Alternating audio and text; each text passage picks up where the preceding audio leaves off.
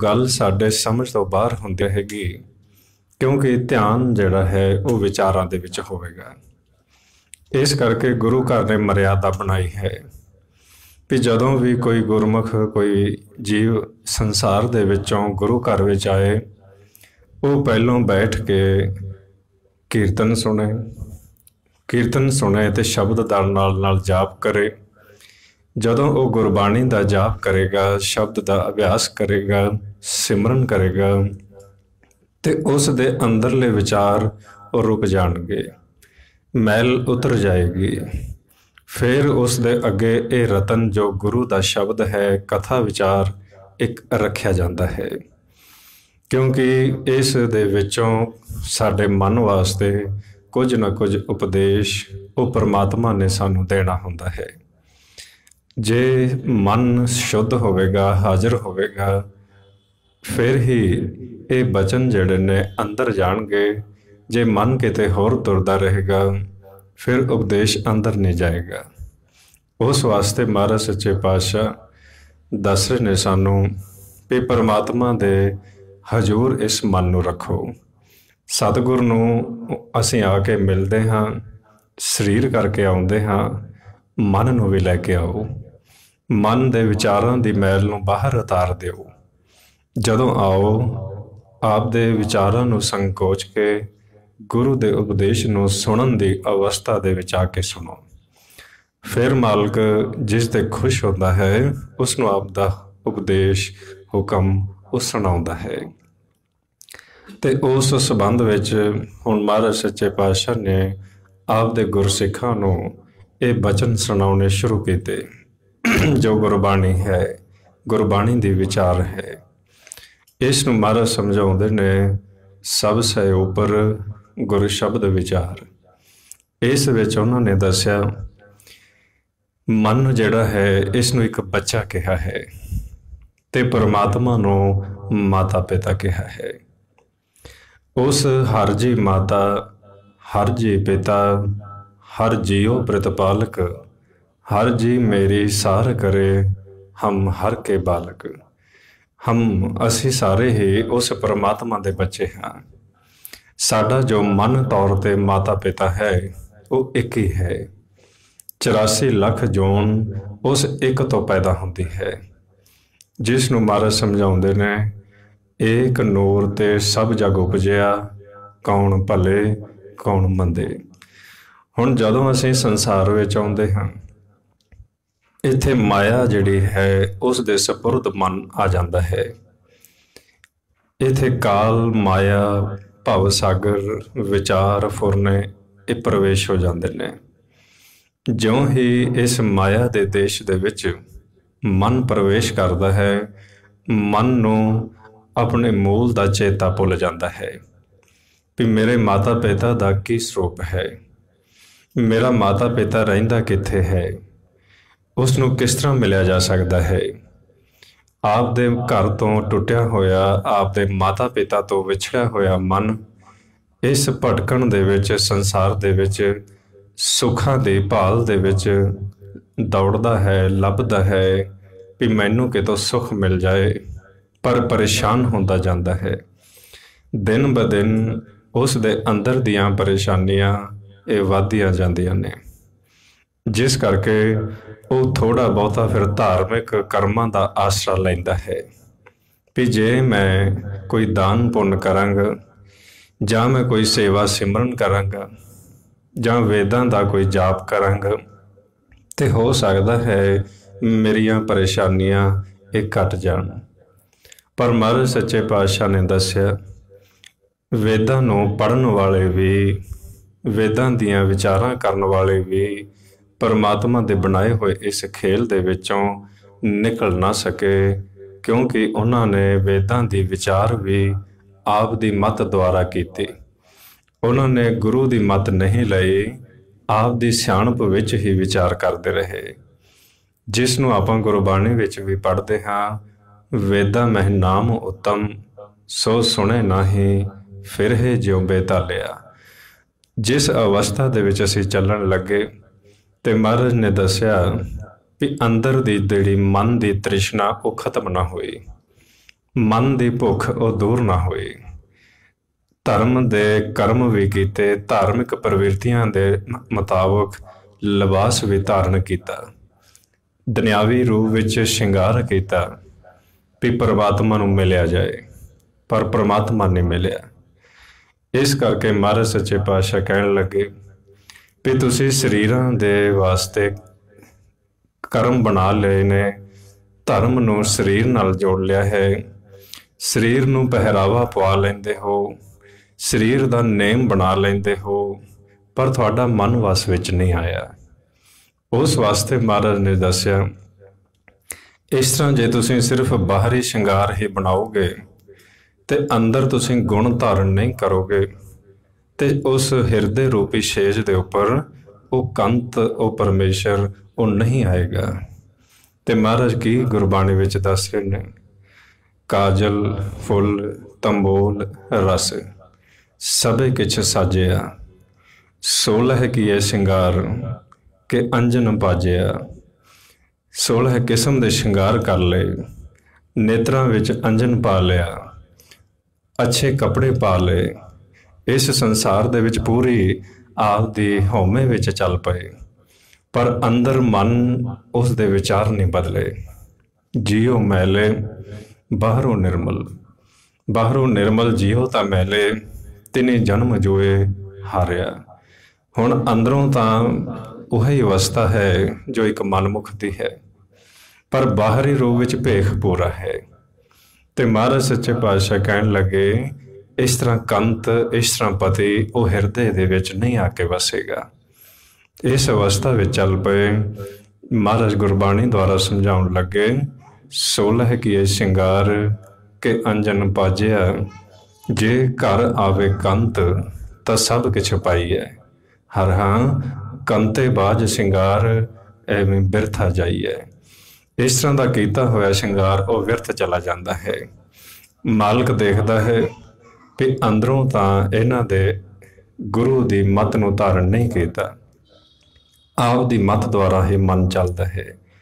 उस वक्त फिर संसार दे विच तां सत्कार हो जाता है, जीव भला आखदे ने, पुण्य दान करदे ने जी, ये सेवा करदे ने, अच्छा सत्कार मिलता है, पर नाम दा भेत नहीं आउंदा।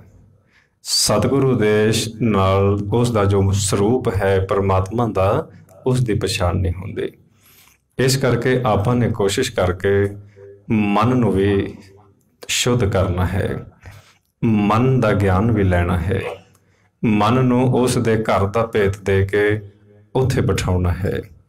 ते इस तरह जिहड़े गुरमुख गुरु की शरण विच आउंदे ने, गुरु सब तो पहला उन्होंने उन्होंने मन की जानकारी ही देता है।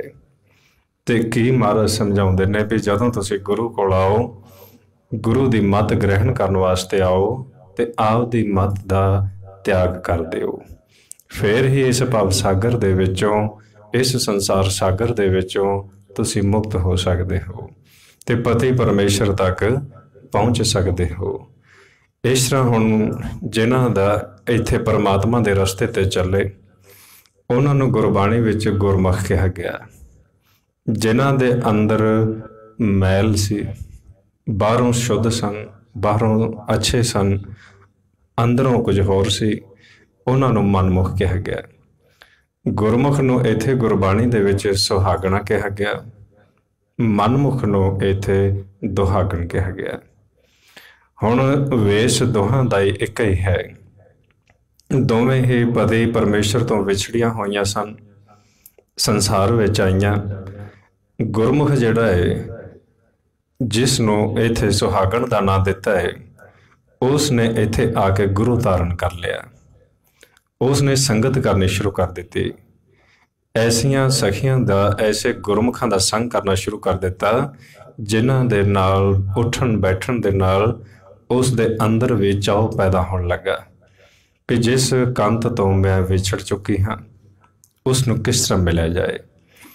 उस अवस्था विच उस सुहागणा दे नाल संगत करन लगी। गुरमुख जिहड़े ने, जिहड़े दूसरे ने, उन्हां दा संग मन दा वो काम क्रोलो मोहंकार दे नाल हो गया, जिस नाल उन्हां दे अंदर ऐसे ऐसे औगण प्रवेश होण लगे ਜਿਹੜੇ ਔਗਣ ਪਤੀ ਪਰਮੇਸ਼ਰ ਨੂੰ ਚੰਗੇ ਨਹੀਂ ਸੀ ਲੱਗਦੇ। ਕਾਮ, ਕ੍ਰੋਧ, ਲੋਭ, ਮੋਹ, ਹੰਕਾਰ ਪ੍ਰਵੇਸ਼ ਹੁੰਦਿਆਂ ਹੁੰਦਿਆਂ ਸੁੱਧ ਬੁੱਧ ਬਦਲ ਗਈ, ਧਿਆਨ ਬਦਲ ਗਿਆ। ਇਸ ਤਰ੍ਹਾਂ ਮਹਾਰਾਜ ਕਹਿੰਦੇ ਨੇ ਗੁਰਬਾਣੀ ਦੇ ਵਿੱਚ, ਸਾਰਿਆਂ ਦਾ ਉਂਝ ਮਾਤਾ ਪਿਤਾ ਇੱਕ ਹੀ ਹੈ ਮਨ ਤੌਰ 'ਤੇ। ਜਦੋਂ ਅਸੀਂ ਸੁਰਤੀ ਰੂਪ ਵਿੱਚ ਚੱਲਦੇ ਹਾਂ ਤੇ ਪਰਮਾਤਮਾ ਨੂੰ ਉੱਥੇ ਪਤੀ ਕਹਿ ਦਿੱਤਾ ਹੈ, ਸਾਨੂੰ ਔਰਤਾਂ ਕਹਿਤਾ ਹੈ, ਜੀਵ ਇਸਤਰੀ ਕਹਿਤਾ ਹੈ। ਤੇ ਮਹਾਰਾਜ ਗੁਰਬਾਣੀ ਦੁਆਰਾ ਸਮਝਾਉਂਦੇ ਨੇ, ਸਭਨਾ ਕਾ ਸੋ ਏਕ ਹੈ, ਸਦ ਹੀ ਰਹੇ ਹਜੂਰ। ਨਾਨਕ ਹੁਕਮ ਨਾ ਮੰਨਈ ਤਾਂ ਘਰ ਹੀ ਅੰਦਰ ਦੂਰ। ਹੁਕਮ ਮਨ ਸੁਖ ਪਾਇਆ, ਪ੍ਰੇਮ ਸੁਹਾਗਣ ਹੋਏ। ਜਿਨ੍ਹਾਂ ਦਾ ਮਨ ਹੁਕਮ ਵਿੱਚ ਆਇਆ, ਉਹਨਾਂ ਨੇ ਆਪ ਦੀ ਮੱਤ ਦਾ ਤਿਆਗ ਕੀਤਾ, ਗੁਰੂ ਦੀ ਮੱਤ ਗ੍ਰਹਿਣ ਕੀਤੀ। ਗੁਰੂ ਦੀ ਮੱਤ ਨੂੰ ਗ੍ਰਹਿਣ ਕਰਨ ਦੇ ਨਾਲ ਉਹਨਾਂ ਦੇ ਅੰਦਰ ਦੁਰਮਤ ਖਤਮ ਹੋਈ, ਦੁਬਿਧਾ ਖਤਮ ਹੋਈ ਤੇ ਵਿਰਾਗ ਪੈਦਾ ਹੋਇਆ। ਹੁਣ ਉਹ ਫਿਰ ਇਸ ਰਸਤੇ ਤੇ ਚੱਲ ਪਈਆਂ ਜਿਨ੍ਹਾਂ ਦੇ ਉੱਪਰ ਚੱਲ ਕੇ ਪਰਮਾਤਮਾ ਨੂੰ, ਪਤੀ ਨੂੰ ਮਿਲਿਆ ਜਾ ਸਕਦਾ ਸੀ। ਹੁਣ ਐਸੀ ਜਦੋਂ ਅਵਸਥਾ ਇਸ ਸੰਸਾਰ ਵਿੱਚ ਆਪਾਂ ਦੇਖਦੇ ਹਾਂ ਤੇ ਦੋ ਕਿਸਮ ਦੇ ਮਨਾਂ ਦੀ ਇਹ ਚੱਲਦੀ ਹੈ। ਇੱਕਨਾਂ ਦੇ ਅੰਦਰ ਆਪ ਦੇ ਮਾਲਕ ਨੂੰ ਮਿਲਣ ਦੀ ਤੜਫ ਹੈ, ਉਹ ਉਸ ਦੀ ਗੱਲ ਨੂੰ ਸੁਣਦੇ ਨੇ, ਧਿਆਨ ਨਾਲ ਵਿਚਾਰਦੇ ਨੇ ਤੇ ਫਿਰ ਉਸ ਦੇ ਹੁਕਮ ਵਿੱਚ ਆਉਣ ਦੀ ਕੋਸ਼ਿਸ਼ ਕਰਦੇ ਨੇ, ਮਨ ਦਾ ਸ਼ਿੰਗਾਰ ਕਰਦੇ ਨੇ। ਦੂਸਰਿਆਂ ਦੀ ਅਵਸਥਾ ਹੈ, ਹੁਕਮ ਤੋਂ ਆਕੇ ਨੇ, ਪੰਜਾਂ ਦਾ ਸੰਗ ਕਰਦੇ ਨੇ, ਪਰਮਾਤਮਾ ਤੋਂ ਦੂਰੀ ਬਣੀ ਹੋਈ ਹੈ, ਉਹਨਾਂ ਨੂੰ ਮਾਲਕ ਤੋਂ ਵਿਛੋੜਾ ਪੈ ਚੁੱਕਿਆ ਹੈ। ਇਸ ਤਰ੍ਹਾਂ ਦੋ ਸੁਰਤੀਆਂ ਅਸੀਂ ਇਸ ਸੰਸਾਰ ਵਿੱਚ ਦੇਖਦੇ ਹਾਂ। ਹੁਣ ਦੋਹਾਂ ਦਾ ਹੀ ਆਪਾਂ ਗੁਰਬਾਣੀ ਵਿੱਚ ਜਦੋਂ ਪੜ੍ਹੀਏ ਤੇ ਉਹ ਉਹਨਾਂ ਦੀ ਫਿਰ ਵਿਚਾਰ ਦੱਸਦੇ ਨੇ। ਮਹਾਰਾਜ ਸੱਚੇ ਪਾਤਸ਼ਾਹ ਦੱਸਦੇ ਨੇ ਵੀ ਜਿਸ ਦੀ ਪ੍ਰੀਤ ਪਰਮਾਤਮਾ ਦੇ ਨਾਲੋਂ ਟੁੱਟ ਗਈ, ਜਿਸ ਦਾ ਧਿਆਨ ਦੂਸਰੇ ਪਾਸੇ ਹੋ ਗਿਆ, ਉਹ ਕਿਉਂ ਹੋ ਗਿਆ? ਉਹ ਹੁਣ ਦੱਸ ਰਹੇ ਨੇ, ਕਾਰਨ ਦੱਸ ਰਹੇ ਨੇ ਸਾਨੂੰ ਵੀ ਸਾਡੇ ਅੰਦਰ ਦੀ ਜਿਹੜੀ ਅਵਸਥਾ ਵਿਗੜੀ, ਸਾਡਾ ਮਨ ਪੰਜਾਂ ਦੂਤਾਂ ਦੇ ਵੱਸ ਚਲਾ ਗਿਆ, ਉਹ ਕਿਉਂ ਚਲਾ ਗਿਆ? ਇੱਥੇ ਹੁਣ ਮਹਾਰਾਜ ਸੱਚੇ ਪਾਤਸ਼ਾਹ ਦੱਸ ਰਹੇ ਨੇ ਵੀ ਜਦੋਂ ਅਸੀਂ ਗੁਰੂ ਧਾਰਨ ਨਹੀਂ ਕੀਤਾ, ਸਾਡੇ ਜਿਹੜੀ ਧਿਆਨ ਸੀ, ਸੁਰਤ ਸੀ, ਉਹ ਇਹਨਾਂ ਦੇ ਦੇਸ਼ ਵਿੱਚ ਆਈ ਤੇ ਇਹਨਾਂ ਨੇ ਉਸ ਨੂੰ ਆਪ ਦੇ ਰੰਗ ਵਿੱਚ ਰੰਗਣਾ ਸ਼ੁਰੂ ਕਰ ਦਿੱਤਾ। ਉਹ ਰੰਗ ਚੜ੍ਹਨਾ ਸ਼ੁਰੂ ਹੋਇਆ ਜਿਹੜਾ ਪਰਮਾਤਮਾ ਨੂੰ ਅੱਛਾ ਨਹੀਂ ਸੀ ਲੱਗਦਾ। ਉਸ ਨੂੰ ਲੋਭ ਕਿਹਾ ਗਿਆ ਹੈ, ਲਾਲਚ ਕਿਹਾ ਗਿਆ ਹੈ।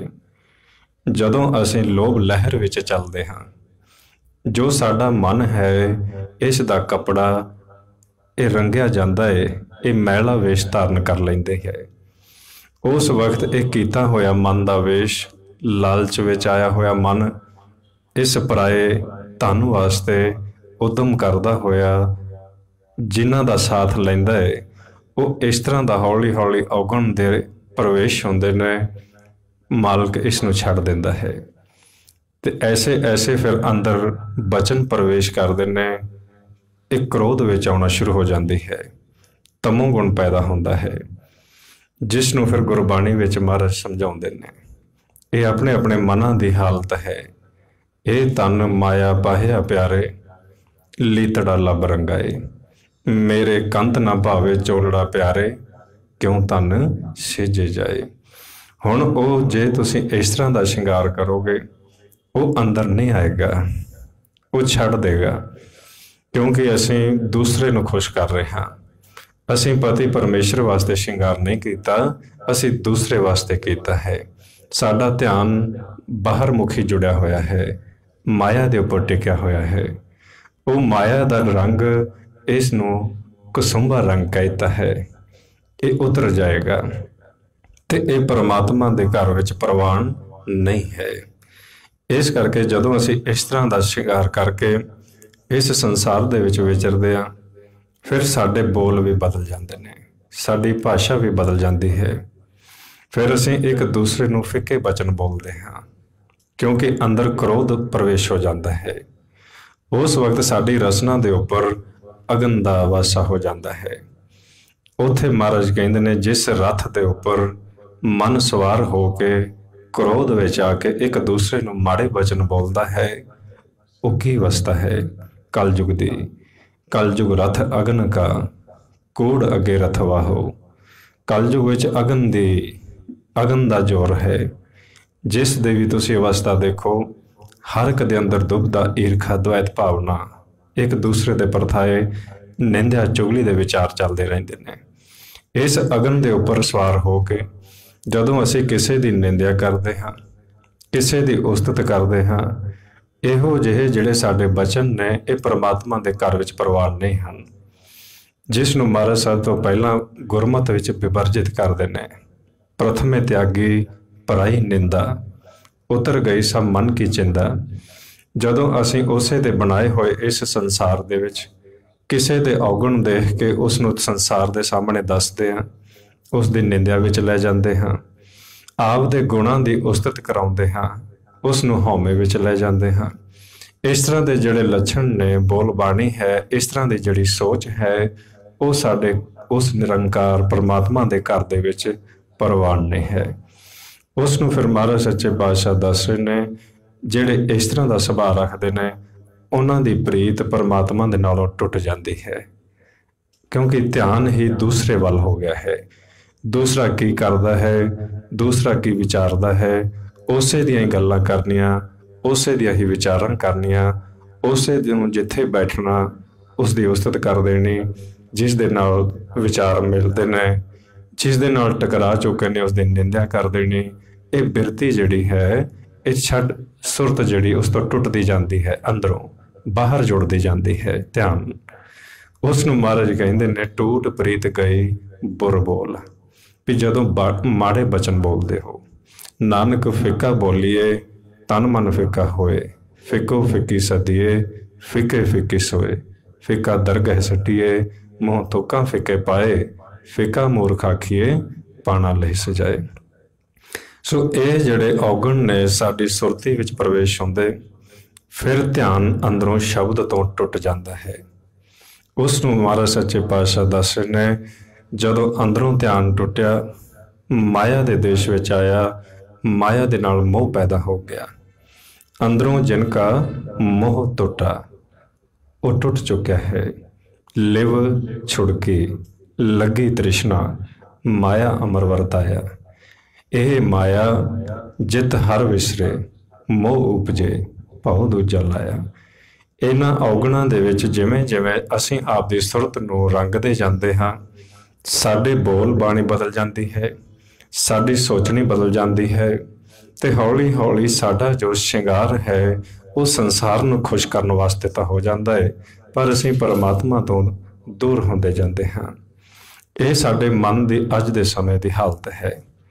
कापड़ पहर करे चतुराई, माया मोह भरम भुलाई, बिन गुर सेवे बहुत दुख पाई।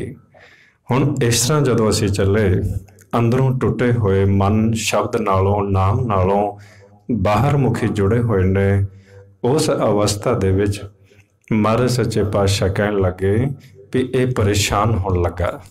अंदरला जो अंदर बैठा है, जिसनों आप मन कहते हैं, ये दुखी होने लगा। कोई भी आपदे मूल तो जदों टुट जाए दरख्त, वो सुक जाता है। जिन्ना मर्जी उसनों बाद विच कोशिश कर लो, पर जदों जड़ तो गया तो वह टुट गया, सुक गया। इस तरह जदों असीं अंदरों शब्द नालों टुट जाते हैं, नवनित अमृत प्रभ का नाम देही में इसका विश्राम। अंदरले नाम नूं छड्ड के असीं बाहर मुखी दौड़दे आ, ते फिर साडे अंदर विचार वधदे ने, फुरने वधदे जांदे ने, ते असीं दुखी होंदे जांदे हां, क्योंकि अंदर प्रवेश नहीं किया, अपने अंदरला सफ़र नहीं किया। बाहर सफ़र कर लिया, बाहर की यात्रा होंदी गई, बाल जवानी और बिरध फुन तीन अवस्था जान। बाहर तीन अवस्थावां बनदियां गईयां, पर अंदर कोई अवस्था नहीं बनी। उही चंचल मन बजुर्ग विच रहा, उही चंचल मन जवानी विच रहा, उही चंचलता बचपन विच रही। जिस करके जदों साडी ऐसी अवस्था मन की नहीं बदलती, तो महाराज सच्चे पातशाह कहते ने भी इस तरह का जिहड़ा जीवन है, ये किसी लेखे विच नहीं हुंदा।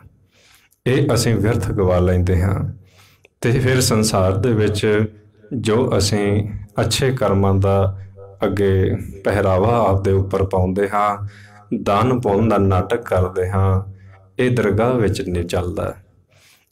ਇੱਥੇ ਤੱਕ ਹੀ ਰੁਕ ਜਾਂਦਾ ਹੈ ਸੰਸਾਰ ਵਿੱਚ, ਜਿਸ ਨੂੰ ਮਹਾਰਾਜ ਕਹਿੰਦੇ ਨੇ ਪੁੰਨ ਦਾਨ ਜੋ ਬੀਜਦੇ ਸਭ ਧਰਮ ਰਾਏ ਕੇ ਜਾਏ। ਹੁਣ ਅੰਦਰਲੇ ਮਨ ਨੂੰ, ਸੁਰਤ ਨੂੰ ਕਿਸ ਤਰ੍ਹਾਂ ਆਪਾਂ ਥਿਰ ਕਰ ਲਿਜਾ ਸਕਦੇ ਹਾਂ? ਉਸ ਵਾਸਤੇ ਜਿਹੜਾ ਅੰਦਰ ਮਨ ਹੈ ਉਸ ਨੂੰ ਟਿਕਾਉਣਾ ਪਏਗਾ, ਉਸ ਦੇ ਉੱਪਰ ਚੜ੍ਹੀ ਹੋਈ ਮੈਲ ਉਸ ਨੂੰ ਧੋਣਾ ਪਏਗਾ। ਤੇ ਮਹਾਰਾਜ ਉਸ ਵਾਸਤੇ ਤਰੀਕਾ ਦੱਸਦੇ ਨੇ, ਜਿਉਂ ਮੰਦਰ ਕੋ ਥਾਮੇ ਥਾਮਨ ਤਿਉਂ ਗੁਰ ਕਾ ਸ਼ਬਦ ਮਨੈ ਅਸਥਮਨ। ਜਿਸ ਤਰ੍ਹਾਂ ਥੰਮਲੇ ਦੀ ਸਪੋਰਟ ਦੇ ਕੇ ਤੁਸੀਂ ਛੱਤ ਨੂੰ ਖੜਾ ਕਰ ਲੈਂਦੇ ਹੋ, ਇਸੇ ਤਰ੍ਹਾਂ ਤੁਸੀਂ ਮਨ ਨੂੰ ਰੋਕਣਾ ਹੈ, ਸ਼ਬਦ ਦੁਆਰਾ ਰੁਕੇਗਾ। ਜਿਸ ਤਰ੍ਹਾਂ ਪਾਣੀ ਵਿੱਚ ਰੁੜੀ ਜਾਂਦੀ ਚੀਜ਼ ਨੂੰ ਹੱਥ ਦਾ ਆਸਰਾ ਦੇ ਕੇ ਰੋਕ ਲੈਂਦੇ ਹੋ, ਇਸੇ ਤਰ੍ਹਾਂ ਗੁਰੂ ਦੇ ਸ਼ਬਦ ਦਾ ਆਸਰਾ ਦਿਓ।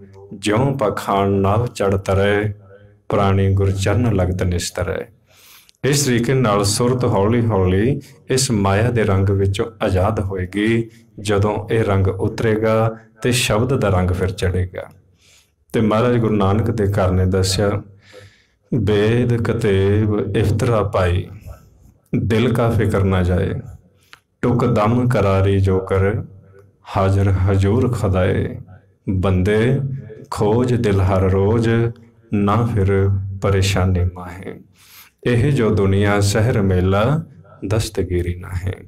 ਸੋ ਇਸ ਵਾਸਤੇ ਜਿਸ ਤਰ੍ਹਾਂ ਬੱਚਾ ਆਪਦੇ ਮਾਤਾ ਪਿਤਾ ਤੋਂ ਵਿਛੜ ਜਾਏ ਕਿਸੇ ਮੇਲੇ ਦੇ ਵਿੱਚ ਤੇ ਉਹ ਕਿਸੇ ਹੋਰ ਦੇ ਵੱਸ ਪੈ ਜਾਏ, ਉਹ ਕੀ ਉਸ ਤੋਂ ਕਰਾਉਂਦਾ ਹੈ, ਕਿਵੇਂ ਉਸ ਦੀ ਵਰਤੋਂ ਕਰਦਾ ਹੈ, ਉਹ ਉਹੀ ਜਾਣਦਾ ਹੈ। ਬੱਚੇ ਦੀ ਪੇਸ਼ ਨਹੀਂ ਚੱਲੇਗੀ, ਉਸ ਦੀ ਮਰਜ਼ੀ ਨਹੀਂ ਚੱਲੇਗੀ, ਕਿਉਂਕਿ ਜੋ ਸੁੱਖ ਮਾਤਾ ਪਿਤਾ ਦੇ ਘਰ ਵਿੱਚ ਸੀ ਉਹ ਬਗਾਨੇ ਕੋਲ ਨਹੀਂ ਮਿਲੇਗਾ। ਇਸੇ ਤਰ੍ਹਾਂ ਇਹ ਸੰਸਾਰ ਹੈ, ਇਹ ਜੋ ਦੁਨੀਆ ਸ਼ਹਿਰ ਮੇਲਾ, ਇਹ ਦੂਸਰਾ ਘਰ ਹੈ, ਇਹ ਬਗਾਨਾ ਦੇਸ਼ ਹੈ। ਅਸੀਂ, ਸਾਡਾ ਜੋ ਮਾਤਾ ਪਿਤਾ ਹੈ ਉਹ ਬੇਅੰਤ ਹੈ। ਕੋਟ ਬ੍ਰਹਿਮੰਡ ਕੋ ਠਾਕੁਰ ਸੁਆਮੀ, ਸਰਬ ਜੀਆਂ ਕਾ ਦਾਤਾ ਰੇ। ਇੱਕ ਤਿਲ ਨੇ ਇੱਕ ਗੁਣ ਨਹੀਂ ਮੂਰਖ ਜਾਤਾ ਰੇ। ਉਸ ਦਾ ਅਸੀਂ ਇੱਕ ਗੁਣ ਵੀ ਨਹੀਂ ਜਾਣਿਆ।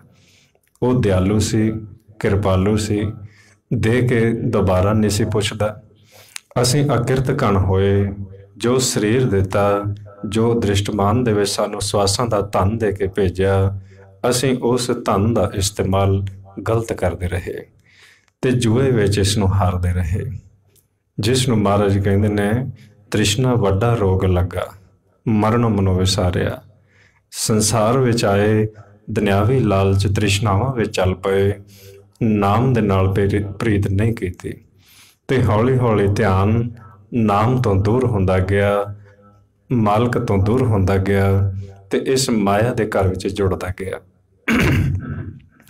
ਤੇ ਹੁਣ ਜਿਨ੍ਹਾਂ ਨੇ ਗੁਰੂ ਧਾਰਨ ਕੀਤਾ ਉਹ ਹੁਣ ਆਪਾਂ ਨੂੰ ਸਮਝਾਉਂਦੇ ਨੇ ਕਿ ਜੇ ਤੁਸੀਂ ਗੁਰੂ ਦੀ ਮੱਤ ਨੂੰ ਲਓਗੇ, ਫਿਰ ਤੁਹਾਡੇ ਅੰਦਰ ਦਾ ਲਿਬਾਸ, ਸੁਰਤ ਦਾ ਜੋ ਮਨ ਦੀ ਬਿਰਤੀ ਹੈ ਉਹ ਬਦਲੇਗੀ।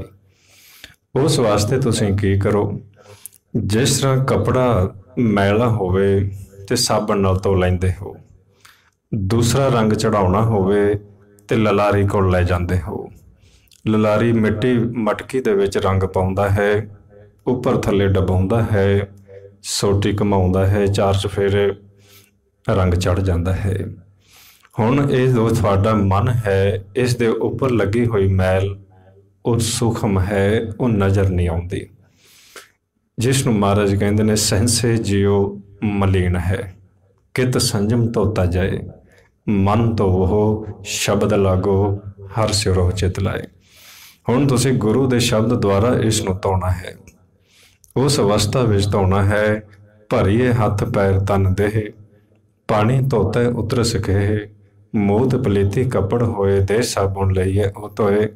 ਭਰੀਏ ਮਤ ਪਾਪਾਂ ਕੇ ਸੰਗ, ਉਹ ਧੋਪੈ ਨਾਵੇਂ ਕੇ ਰੰਗ।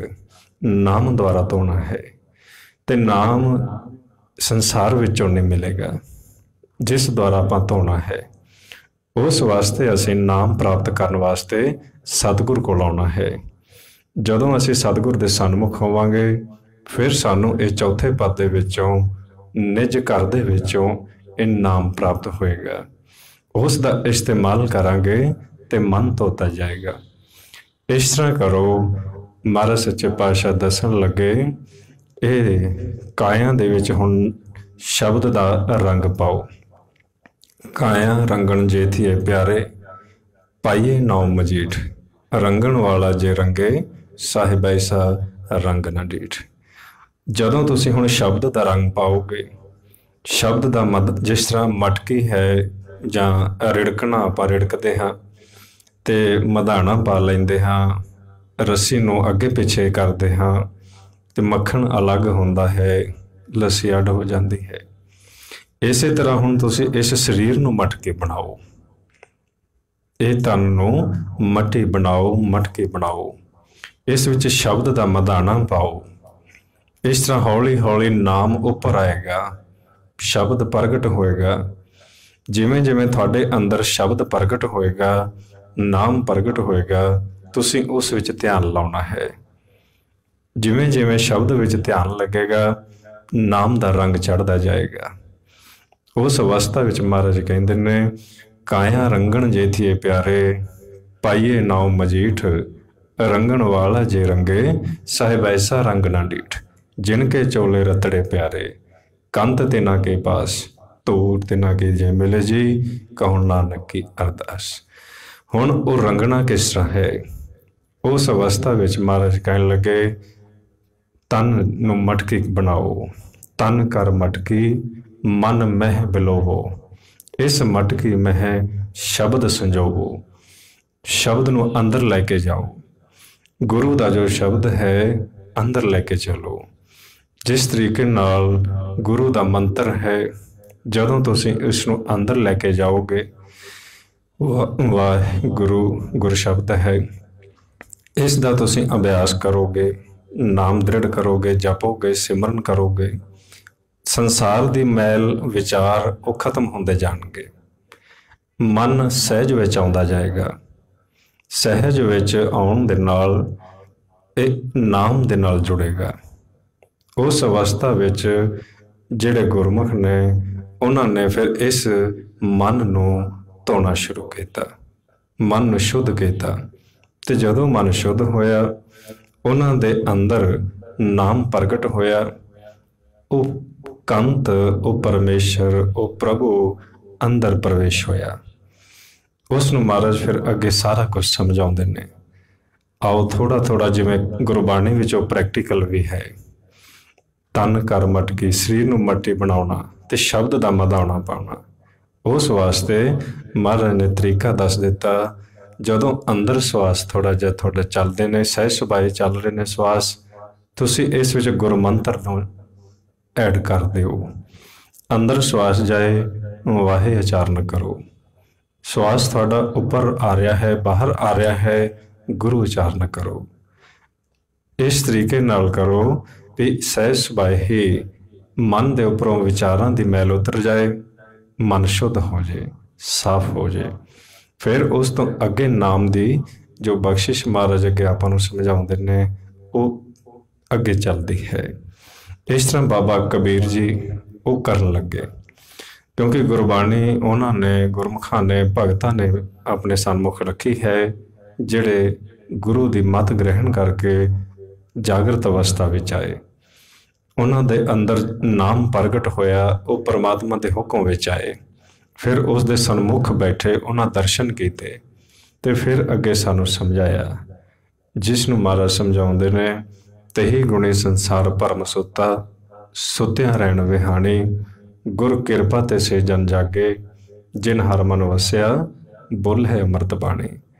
ਉਹਨਾਂ ਨੇ ਫਿਰ ਸਾਡੇ ਮਨਾਂ ਨੂੰ ਸਾਡੀ ਭਾਸ਼ਾ ਦੇ ਵਿੱਚ ਸਮਝਾਇਆ ਕਿ ਕਿਸ ਤਰੀਕੇ ਦੇ ਨਾਲ ਅਸੀਂ ਸ਼ਬਦ ਦਾ ਆਸਰਾ ਲੈ ਕੇ ਮਨ ਦੇ ਉੱਪਰੋਂ ਇਸ ਮੈਲ ਨੂੰ ਉਤਾਰਿਆ ਹੈ। ਤਨ ਰਹਿਣੇ, ਮਨ ਪੁਨਰਪ ਕਰ।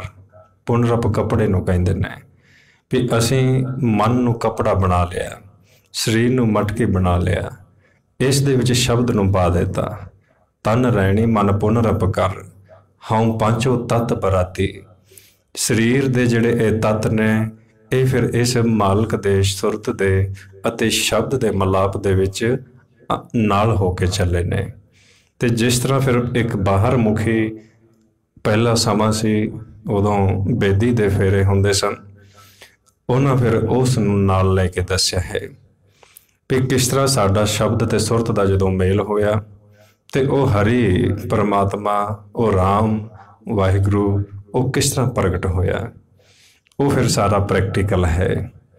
ਉਸ ਵਾਸਤੇ ਆਓ ਥੋੜ੍ਹਾ ਥੋੜ੍ਹਾ ਆਪਾਂ ਹੁਣ ਵਾਹਿਗੁਰੂ ਸ਼ਬਦ ਦਾ ਜਾਪ ਕਰਨਾ ਹੈ, ਤਾਂ ਕਿ ਇੱਕ ਦਫਾ ਥੋੜ੍ਹਾ ਜਿਹਾ ਸੁਰਤ ਨੂੰ ਅਭਿਆਸ ਦਾ ਨਾਲ ਆਪਣਾ ਹੋ ਜਾਏ ਤੇ ਪਤਾ ਲੱਗ ਜਾਏ ਵੀ ਕਿਸ ਤਰ੍ਹਾਂ ਇਹ ਮਨ ਅੰਦਰ ਸ਼ੁੱਧ ਕਰਨਾ ਹੈ, ਅੰਤਰਗਤ ਬਿਠਾਉਣਾ ਹੈ। ਇਹ ਵਿਧੀ ਹੈ, ਤਰੀਕਾ ਹੈ। ਮਹਾਰਾਜ ਸਮਝਾਉਂਦੇ ਨੇ ਜਿਸ ਤਰ੍ਹਾਂ ਗੁਰੂ ਕੋਲ ਜਾਓ ਤੇ ਗੁਰੂ ਵਿਧੀ ਦਿੰਦਾ ਹੈ, ਹੁਨਰ ਦਿੰਦਾ ਹੈ। ਹੁਣ ਗੁਰੂ ਨੇ ਆਪਾਂ ਨੂੰ ਇਹ ਦੱਸ ਦਿੱਤਾ ਵੀ ਤੁਹਾਡਾ ਇਹ ਸਰੀਰ ਇਹ 10 ਦੁਆਰਾਂ ਦਾ ਹੈ। ਗੁਰ ਦਿਖਲਾਈ ਮੋਰੀ, ਜਿਤ ਮਿਰਗ ਪੜਤ ਹੈ ਚੋਰੀ। ਇਸ 10 ਦੁਆਰਿਆਂ ਦੇ ਸਰੀਰ ਵਿੱਚੋਂ 9 ਦੁਆਰੇ ਇਹਨਾਂ ਵਿੱਚ ਚੋਰ ਪ੍ਰਵੇਸ਼ ਕਰਦੇ ਨੇ, ਕਾਮ, ਕ੍ਰੋਧ, ਲੋਭ, ਮੋਹ, ਹੰਕਾਰ। ਜਦੋਂ ਤੁਸੀਂ ਨੇਤਰ ਖੋਲ੍ਹਦੇ ਹੋ, ਬਾਹਰ ਦਿਖਣਾ ਸ਼ੁਰੂ ਹੋ ਜਾਂਦਾ ਹੈ।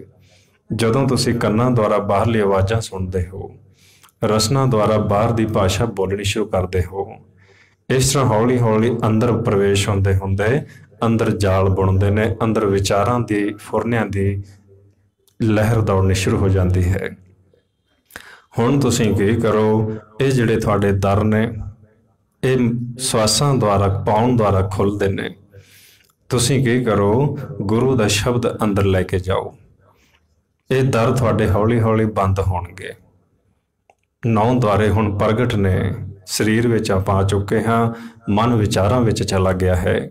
9 ਦੁਆਰੇ ਖੁੱਲ੍ਹ ਚੁੱਕੇ ਨੇ, ਨਿਜ ਘਰ ਦਾ ਦਰ ਬੰਦ ਹੈ, ਜਿਸ ਕਰਕੇ ਸ਼ਬਦ ਗੁਪਤ ਹੋ ਗਿਆ ਹੈ, ਨਾਮ ਗੁਪਤ ਹੋ ਗਿਆ ਹੈ। ਇਹਨਾਂ ਦਾ ਅੰਦਰ ਸ਼ੋਰ ਵੱਧ ਗਿਆ ਹੈ, ਜੋ ਵਿਚਾਰ ਚੱਲਦੇ ਨੇ, ਫੁਰਨੇ ਚੱਲਦੇ ਨੇ। ਹੁਣ ਕੀ ਕਰੋ, ਜਿਸ ਨਾਮ ਨੂੰ ਤੇ ਪਰਮਾਤਮਾ ਨੂੰ ਤੁਸੀਂ ਮਿਲਣਾ ਹੈ, ਉਸ ਵਾਸਤੇ ਗੁਰੂ ਆਪਾਂ ਨੂੰ ਤਰੀਕਾ ਦੱਸ ਰਿਹਾ ਹੈ।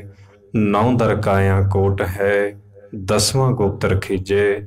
ਬੱਜਰ ਕਪਾਟ ਨਾ ਖੁੱਲ੍ਹਣੇ, ਗੁਰ ਸ਼ਬਦ ਖਲੀਜੈ। ਤਿਤ ਘਟ ਅੰਤਰ ਚਾਨਣਾ, ਕਰ ਭਗਤ ਮਲੀਜੈ। ਵੀ ਤੁਸੀਂ ਇਹਨਾਂ ਨੂੰ ਛੱਡਣਾ ਸਿੱਖੋ। ਵਿਚਾਰ ਜਿਹੜੇ ਲੈ ਰਹੇ ਹੋ, ਵਿਚਾਰਾਂ ਨੂੰ ਛੱਡਣਾ ਵੀ ਸਿੱਖੋ। ਹੁਣ ਆਮ ਜੀਵ ਦਾ ਇਹ ਸਵਾਲ ਹੁੰਦਾ ਹੈ ਵੀ ਵਿਚਾਰ ਨਹੀਂ ਰੁਕਦੇ। ਗੁਰਬਾਣੀ ਵੀ ਪੜ੍ਹਦੇ ਹਾਂ, ਵਿਚਾਰ ਨਹੀਂ ਰੁਕਦੇ। ਮਨ ਪਾਸੇ ਜਾਂਦਾ ਹੈ, ਧਿਆਨ ਕਿਸੇ ਹੋਰ ਪਾਸੇ ਚਲਾ ਜਾਂਦਾ ਹੈ। ਸਿਮਰਨ ਕਰਦੇ ਹਾਂ, ਫੁਰਨੇ ਨਹੀਂ ਰੁਕਦੇ, ਵਿਚਾਰ ਆਉਣੇ ਸ਼ੁਰੂ ਹੋ ਜਾਂਦੇ ਨੇ। ਹੁਣ ਜਿਹੜਾ ਵਿਚਾਰ ਆ ਰਹੇ ਨੇ, ਉਹਨਾਂ ਨੂੰ ਰੋਕਣਾ ਵੀ ਸਿੱਖਣਾ ਹੈ।